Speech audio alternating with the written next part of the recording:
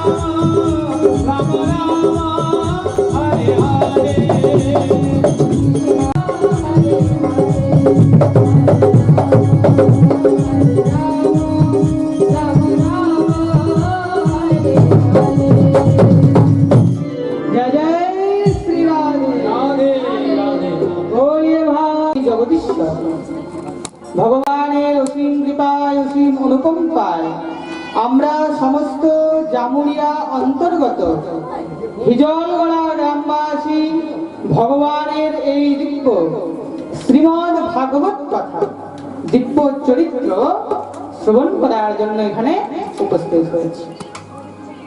বিগত 3 দিন ধরে এই দিব্য শ্রীমদ ভাগবত কথার আজ দ্বিতীয় দিন। এই পাবন অক্ষয় তৃতীয়ার শুভ অবসরে এই শ্রীমদ ভাগবত কথার আয়োজন করা হয়েছে। এই যে অক্ষয় তৃতীয়া, এই অক্ষয় তৃতীয়াতে শুধু একটা জিনিস হয় না। আজ যে আমরা এই অক্ষয় তৃতীয়ার পাবন সুযোগে এখানে এই কথা শ্রবণ করতে এসেছি, আপনারাও ধন্য আর এই দাসও ধন্য। তাই আপনাদের মতন ধন্যবান ভক্তদের চরণে দাসের শত সহস্র দণ্ডবত প্রণাম। সমস্ত গৌর অনুরাগী কৃষ্ণ অনুরাগী সকল ভক্তবৃন্দের চরণে দাসের শত সহস্র দণ্ডবত প্রণাম। যারা ইউটিউবের মাধ্যমে দেশে বিদেশে ঘরে বসে লাইভ শ্রবণ করছেন তাদেরকে ওই দাসের শত সহস্র দণ্ডবত প্রণাম। তাই আমরা সকলে এই অক্ষয় তৃতীয়ার শুভ অবসরে এই কথা শ্রবণ করতে এসেছি। এই অক্ষয় তৃতীয়া শুধু একটা জিনিস নিয়ে হয়নি, এই অক্ষয় তৃতীয়ার দিনে অনেকগুলো জিনিস হয়েছে।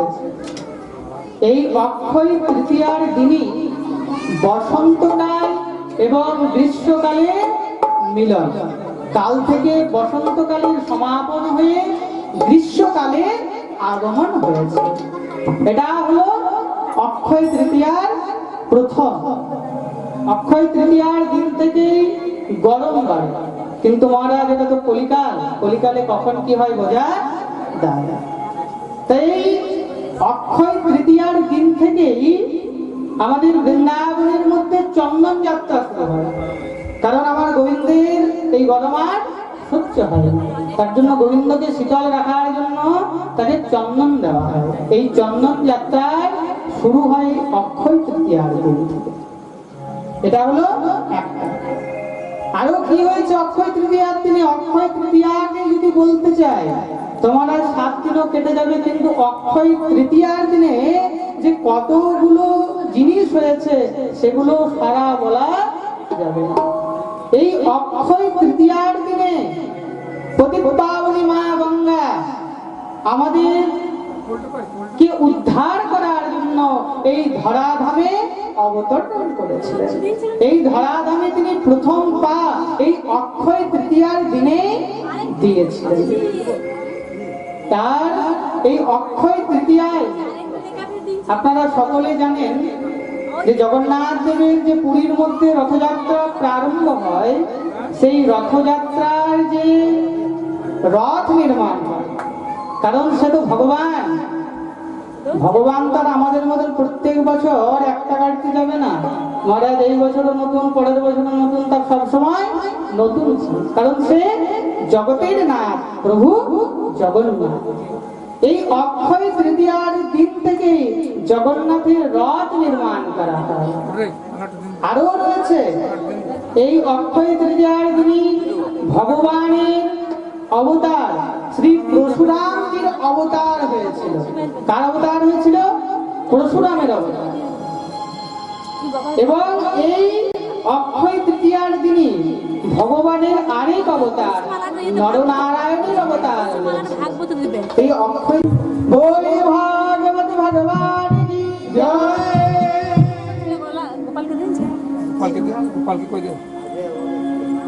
এই অক্ষয় তৃতীয়া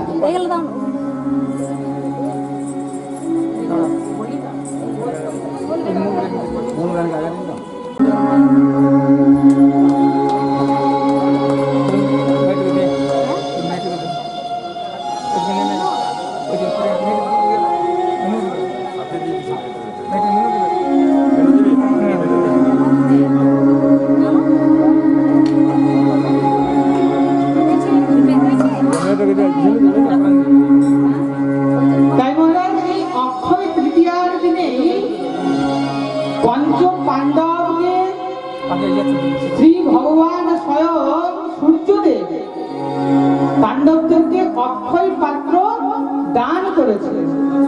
যে পাত্রে যখন যে যেটা চাইবে সেই অক্ষয় পাত্র থেকে পেয়ে যাবে।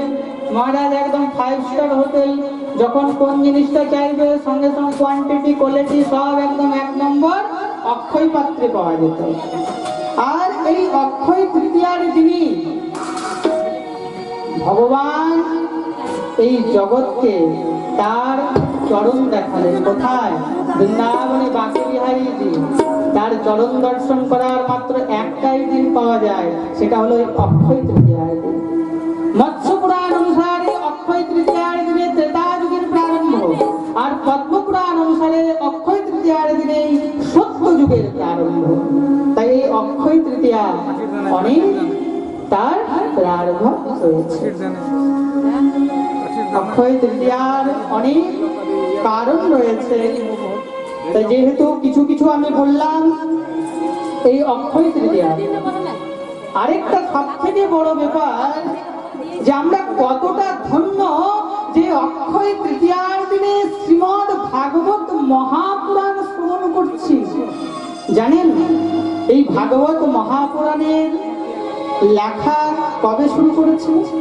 শ্রী বেদব্যাসজি মহারাজ এই শ্রীমদ ভাগবত মহাপুরাণ প্রারম্ভ অর্থাৎ লিখলেন কখন?